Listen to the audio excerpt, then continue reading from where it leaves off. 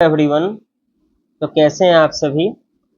तो देखिए, पहले हम चर्चा कर चुके हैं कि भौतिक का नोबेल पुरस्कार किसे मिला है और क्यों मिला है। हम इसमें जानने का प्रयास करेंगे कि जैसे भौतिक का नोबेल पुरस्कार जोसेफ हॉपफील्ड और ब्रिटिश कनाडाई कंप्यूटर वैज्ञानिक जेफरी हिंटन को मिला है। तो हॉपफील्ड नेटवर्क है क्या, फिर मशीन लर्निंग काम कैसे करता है, उसका आधार क्या है, और जेफरी हिंटन जिन्होंने मशीन का निर्माण किया वो वर्क कैसे करता है। तो आइए इसका संपूर्ण अध्ययन करते हैं। तो शुरू करते हैं। तो देखिए, 2024 का भौतिक नोबेल पुरस्कार मानव मस्तिष्क पर आधारित मशीन लर्निंग में अग्रणी भूमिका निभाने के लिए मिला है। अमेरिकी वैज्ञानिक जॉन जोसेफ हॉपफील्ड और ब्रिटिश कनाडाई कंप्यूटर वैज्ञानिक जेफरी हिंटन को भौतिकी उपकरणों का उपयोग करके ऐसे तरीके विकसित करने के लिए 2024 का भौतिक का नोबेल पुरस्कार दिया गया है जिससे कृत्रिम नेटवर्क के साथ मशीन लर्निंग की नींव रखने में मदद मिली। और यह प्रदर्शित हुआ कि कैसे भौतिकी का उपयोग सूचनाओं में पैटर्न खोजने और भारी मात्रा में डेटा को छांटने और उसका विश्लेषण करने के लिए किया जा सकता है। तो इस पिक्चर को देखिए, ये हैं जॉन जोसेफ हॉपफील्ड और ये हैं जेफरी हिंटन, जिन्हें 2024 का भौतिकी का नोबेल पुरस्कार मिला है। हॉपफील्ड ने एक ऐसा नेटवर्क बनाया जो सूचना को सहेज सकता है, मतलब सूचनाओं को स्टोर कर सकता है और फिर उसका पुनर्निर्माण भी कर सकता है, रिकंस्ट्रक्ट कर सकता है। हिंटन, जिन्हें आर्टिफिशियल इंटेलिजेंस के गॉड फादर के रूप में जाना जाता है, जो जेफरी हिंटन है, उन्हें क्या कहते हैं, एआई का गॉड फादर, ने एक ऐसी मशीन का आविष्कार किया जो सूचना को छांट सकता है और व्याख्या कर सकती है और नए पैटर्न भी बना सकती है। दूसरे शब्दों में, जो हम आजकल उपयोग करते हैं, एक जनरेटिव मॉडल, जनरेटिव एआई, उसका प्रारंभिक उदाहरण यह प्रदर्शित करता है। अब देखते हैं कि कृत्रिम तंत्रिका नेटवर्क जो का उपयोग करके मशीन लर्निंग कैसे काम करती है। तो इसमें सबसे पहले जानते हैं कि मशीन लर्निंग है क्या। तो मशीन लर्निंग, जिसका पिछले 15 से 20 वर्षों में काफी प्रचलन हुआ है, कृत्रिम बुद्धिमत्ता एआई का एक उपक्षेत्र है, सब एरिया है मशीन लर्निंग, और इसे डेटा और एल्गोरिदम के उपयोग के माध्यम से बुद्धिमान मानव व्यवहार और मस्तिष्क के कार्यों, जिसमें स्मृति और सीखना भी शामिल है, की नकल करने की मशीन की क्षमता के रूप में परिभाषित किया जाता है। तो जो मशीन लर्निंग का काम है वो क्या करता है कि एल्गोरिदम और डेटा के आधार पर मानव के मस्तिष्क जैसा व्यवहार करता है। अर्थात जिस प्रकार मानव जो है याद रख सकता है, सीख सकता है, नकल कर सकता है, उसी तरीके से यह मशीन लर्निंग भी काम करता है। हॉपफील्ड और हिंटन के काम की बदौलत मशीन लर्निंग कंप्यूटर को उदाहरणों के जरिए सीखने की अनुमति देता है। पारंपरिक सॉफ्टवेयर के विपरीत, जो केवल दिए गए निर्देशों के आधार पर काम करता है, इसके जरिए सिस्टम जटिल कार्यों को मनुष्यों की समस्या समाधान तकनीकों के समान तरीके से कर सकता है। तो इन दोनों के बदौलत अब जो कंप्यूटर है, मशीन लर्निंग के सहायता से समस्याओं का समाधान कर सकता है, जैसा कि मनुष्य कर पाते हैं। मशीन लर्निंग का आधार क्या है? तो यह सांख्यिकीय शिक्षण और अनुकूलन विधियां जो कंप्यूटर को डेटा सेट का विश्लेषण करने और पैटर्न की पहचान करने की अनुमति देती है, उस पर आधारित है। इस तरह के deep learning model artificial neural network पर आधारित होते हैं। एल्गोरिदम की एक श्रृंखला जो जैविक न्यूरॉन्स के काम करने के तरीके की नकल करती है, ताकि मशीन को विशाल डेटा सेट में संबंधों की पहचान करने में मदद मिल सके। तो इसमें क्या होता है, एक आर्टिफिशियल न्यूरल नेटवर्क होता है जो जैसा हमारे मस्तिष्क में जैविक न्यूरॉन्स होते हैं उसी के समान कार्य करता है, जिससे कि वह डेटा का विश्लेषण कर सकता है, उसको पहचान सकता है। तो देखिए, जो पहला न्यूरल नेटवर्क बनाया था 1957 में अमेरिकी फिजियोलॉजिस्ट थे फ्रैंक रेसनब्लास्ट। इन्होंने ही पहला न्यूरल नेटवर्क डिजाइन किया था। कृत्रिम तंत्रिका नेटवर्क विकसित करने की प्रेरणा मस्तिष्क के न्यूरॉन्स और सिनेप्स का नेटवर्क किस प्रकार काम करता है यह समझने की इच्छा से आई। तो देखिए, हमारे मस्तिष्क में क्या होता है, एक न्यूरॉन्स होता है और एक होता है सिनेप्स। तो ये कैसे काम करता है, इसी को आधार बनाकर जो पहला न्यूरल नेटवर्क है उसे फ्रैंक रेसनब्लास्ट ने डिजाइन किया था। वैज्ञानिकों ने मस्तिष्क के कार्यों को फिर से बनाने के लिए कंप्यूटर सिमुलेशन के रूप में कृत्रिम तंत्रिका नेटवर्क बनाए। न्यूरॉन्स का अनुकरण करने के लिए उन्होंने नोड्स बनाए। तो न्यूरॉन्स को समझने के लिए उन्होंने क्या किया, नोड्स का निर्माण किया। और जो दूसरा, जिसे हम सिनैप्स कहते हैं, का प्रतिनिधित्व करने के लिए दो न्यूरॉन्स के बीच विशेष कनेक्शन जो तंत्रिका कोशिका को एक दूसरे के साथ संवाद करने की अनुमति देते हैं, वैज्ञानिकों ने नोड्स के बीच कनेक्शन बनाए जिन्हें अलग अलग मान दिया गया।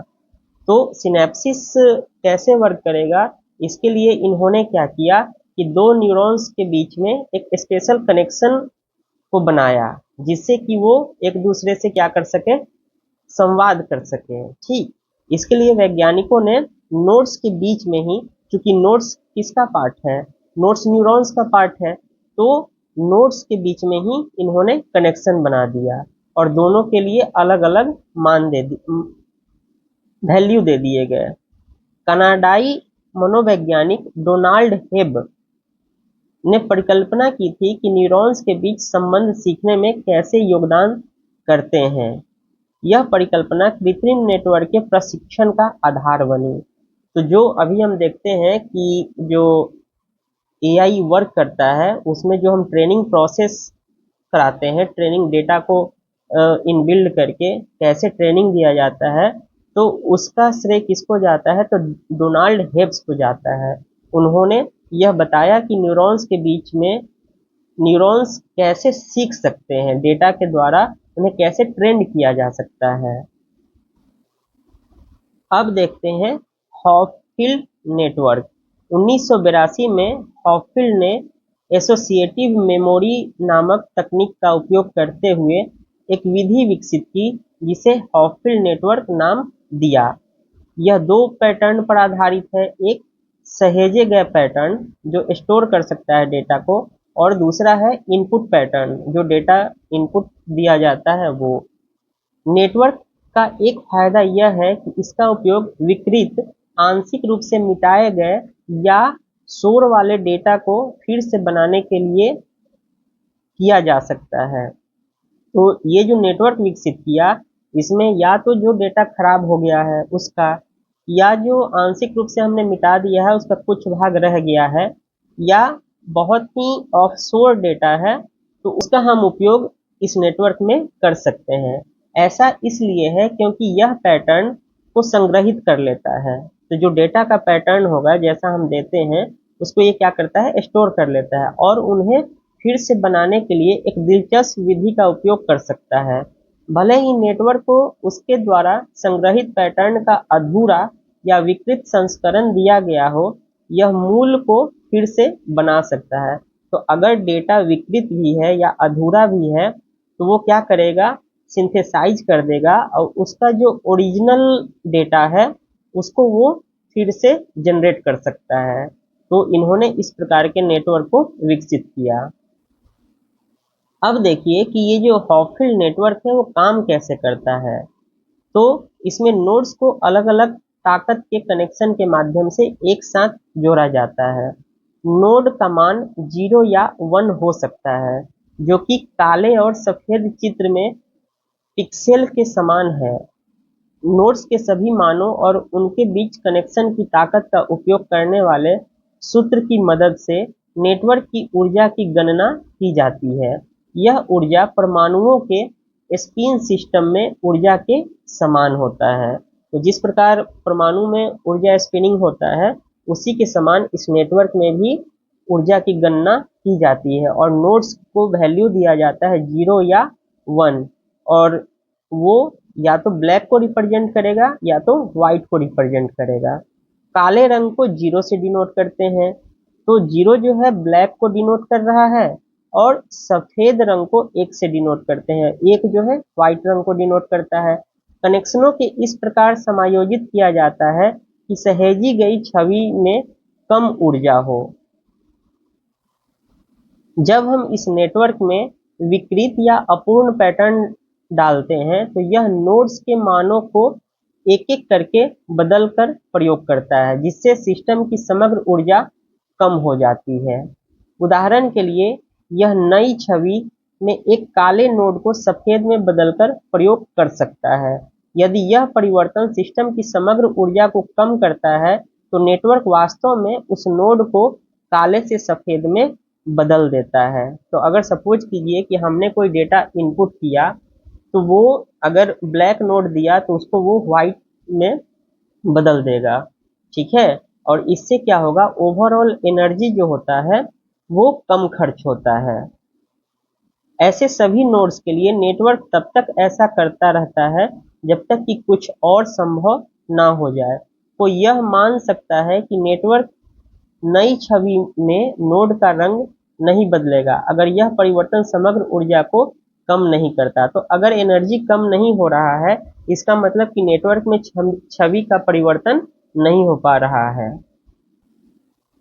जब नेटवर्क जो है नोड्स के रंग को बदलते हैं जिन्हें बदलने की आवश्यकता है, तो पुरानी छवि अक्सर पुनः प्रस्तुत की जाती है। इसका मतलब है कि सिस्टम ने एक नई छवि पर काम किया और पुरानी छवि को फिर से बनाया। इस प्रकार इसने कुछ सीखा। तो अगर कलर चेंज हो गया, तो ये अवश्य है कि जो हमने छवि डाली थी वो बदल गई है और जो सिस्टम है उसने कुछ लर्न कर लिया है। हॉफिल नेटवर्क की तुलना चोटियों और घाटियों से बने परिदृश्य से की जा सकती है। तो यहाँ देखिए, जैसे ये चोटी हो गया और ये क्या हो गया, घाटी हो गया, नीचे वाला पार्ट घाटी हो गया और ये चोटी हो गया। तो उस तरीके से ये नेटवर्क काम करता है। ठीक उसी तरह जैसे पहाड़ की चोटी से गिराई गई गेंद निकटतम घाटी में लुढ़क कर रुक जाती है, हॉफिल नेटवर्क आगे बढ़ता रहता है निचली ऊर्जाओं की ओर जब तक कि यह अपने सहेजे गए पैटर्न के सबसे करीब पैटर्न को फिर से नहीं बना लेता। तो जैसे आप देखिए, यहाँ से आप बॉल गिराते हैं तो यह सबसे पहले चोटी पर पड़ेगा और फिर नीचे की ओर जाएगा। ठीक इसी तरीके से अगर हम इनपुट पैटर्न इसमें डालें, तो जैसे ये जे का कुछ हमने स्ट्रक्चर इसमें दिया है, तो यह जब तक पूर्णतः जे नहीं बना लेता है तब तक यह पैटर्न काम करता रहता है। जैसे यहाँ देखिए, हमने इनपुट पैटर्न को जे बनाने के लिए डेटा इसमें डाला, तो ये वर्क करता रहेगा और जैसे ही कलर चेंज होते जाएंगे वैसे वैसे ये सिस्टम सीखता जाएगा और वो तब तक काम करेगा जब तक कि जो फाइनल जो पैटर्न है वो नहीं आ जाए। तो जैसे इसमें हमने डाला था इनपुट के रूप में कि ये जे में बदल जाए, तो ये क्या करेगा, वर्क करते करते पूर्णतः जे में जब परिवर्तित हो जाएगा तो ये डेटा सेव हो जाता है।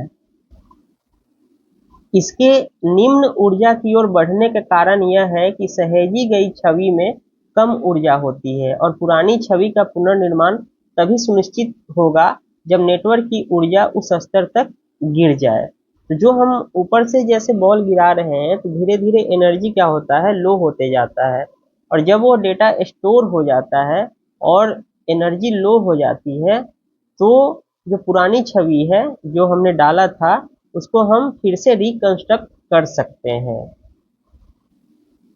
अब देखते हैं हिंट की बोल्ट्जमैन मशीन। तो एसोसिएटिव मेमोरी पर हॉपफील्ड के काम के प्रकाशित होने के बाद हिंटन ने हॉपफील्ड नेटवर्क का गहराई से अध्ययन करना शुरू किया, कुछ नया बनाने का भी फैसला किया। उन्होंने सांख्यिकीय भौतिकी के विचारों का इस्तेमाल किया जो उन प्रणालियों का वर्णन करता है जो कई समान तत्वों से बनी होती है, जैसे कि गैस के अणु। लुडविग बोल्ट्जमैन का एक समीकरण बताता है कि उपलब्ध ऊर्जा की कुल मात्रा के आधार पर ऐसी प्रणाली में कुछ घटकों की अवस्थाएं प्रणाली में अन्य घटकों की अवस्थाओं की तुलना में अधिक संभावित हो सकती है।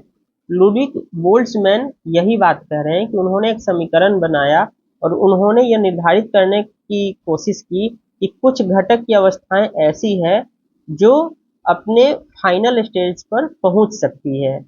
बोल्ट्जमैन समीकरण ने हिंटन की बोल्ट्जमैन मशीन का आधार बनाया, जिसे किसी दिए गए प्रकार के डेटा में विशिष्ट तत्वों को पहचानने के लिए प्रशिक्षित किया जा सकता है। यह मशीन जो है दो अलग अलग प्रकार के नोड्स का उपयोग करती है, एक दृश्यमान और छिपा हुआ।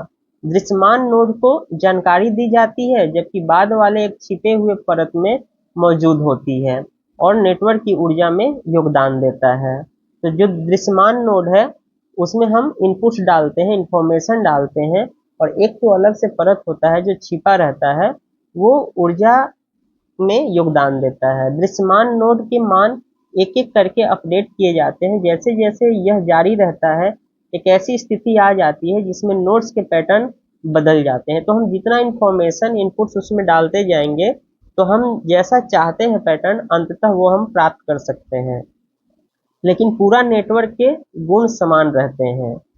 बोल्ट्जमैन समीकरण के अनुसार नेटवर्क की ऊर्जा प्रत्येक संभावित पैटर्न की संभावना निर्धारित करती है।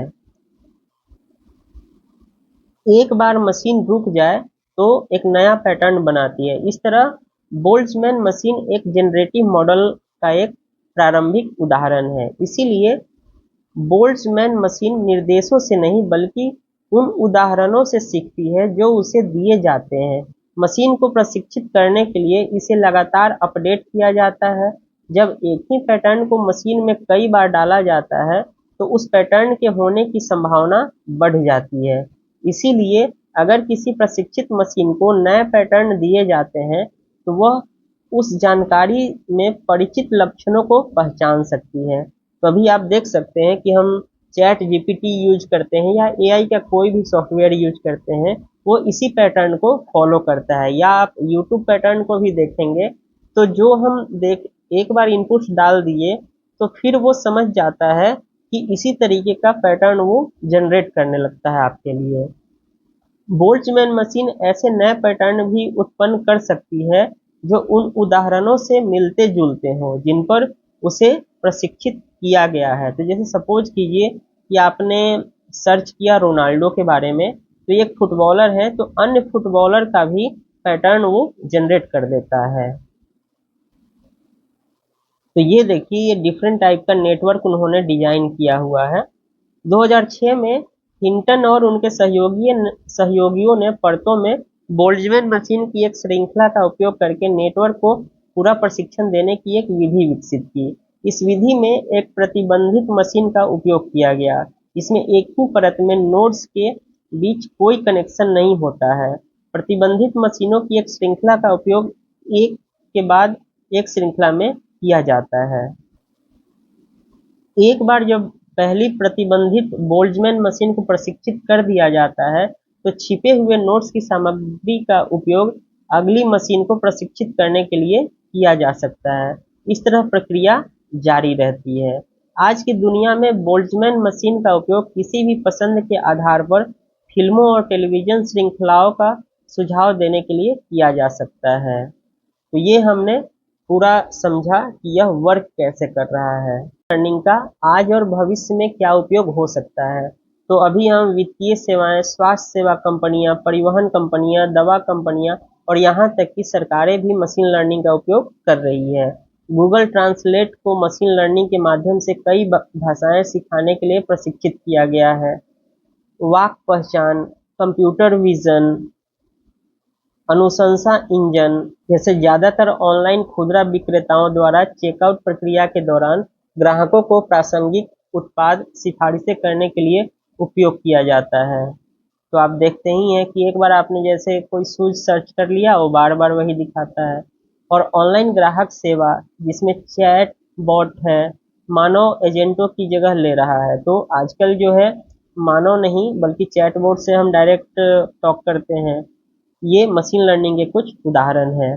मशीन लर्निंग एल्गोरिदम का इस्तेमाल न करके सरकारों और व्यवसाय द्वारा किया जाता है, बल्कि वैज्ञानिक अनुसंधान भी इसमें किया जाता है। डीप लर्निंग एल्गोरिदम का उपयोग करके वैज्ञानिक किसी भी जीव की आनुवांशिक संरचना में सूक्ष्म पैटर्न का पता लगा सकते हैं और निष्कर्षों का उपयोग करके चिकित्सा उपचार विकसित कर सकते हैं। भविष्य में मशीन लर्निंग से बीमारियों की अधिक प्रभावी ढंग से पहचान की जा सकती है और बीमारियों का उपचार ढूंढने में ये मदद करेगा।